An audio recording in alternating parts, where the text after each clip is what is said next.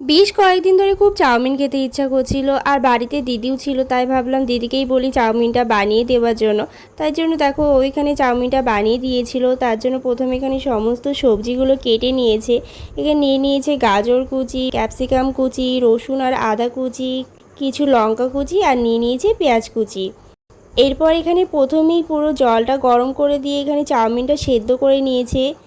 আর এখানে নিয়ে নিয়েছে দুটো ডিম ফেটিয়ে। এরপর একটা প্যান বসিয়ে দিয়েছে, তার মধ্যে ডিমটা দিয়ে ভালোভাবে পুরোটা গুঁড়ো করে ভেজে নিচ্ছে এখানে। এরপর এখানে প্যান বসিয়ে দিয়ে তার মধ্যে এক এক করে সমস্ত আগে থেকে কেটে রাখা সবজিগুলো দিয়ে দিচ্ছে। আর এরপর এখানে এর মধ্যে সবজিগুলো কিছুক্ষণ ভেজে নিয়ে দিয়ে দিল আগের থেকেই সেদ্ধ করে রাখা চাউমিনটা। দেন সমস্ত কিছু একটু মিক্স করে নিচ্ছে। আর এরপর এর মধ্যে দিয়ে দিল স্বাদ অনুযায়ী লবণ, কিছুটা পরিমাণ হলুদের গুঁড়ো, আর দিয়ে দিল কিছুটা পরিমাণ সয়া সস। আর এখানে দিয়ে দিচ্ছি কিছুটা পরিমাণ রেড চিলি সস আর টমেটো সস দিয়ে এরপর এর মধ্যে দিয়ে দিচ্ছি আগের থেকে ভেজে রাখা ডিমটা। এরপর এই সমস্ত কিছু মিক্স করে নিয়ে কিন্তু রেডি আমাদের এই চাউমিনটা। তো এখানে দেখো দিদি কতটা ডিজাইন করে দিচ্ছিল এই সসটা দিয়ে, যেহেতু আমি ভিডিও করছিলাম তার জন্য।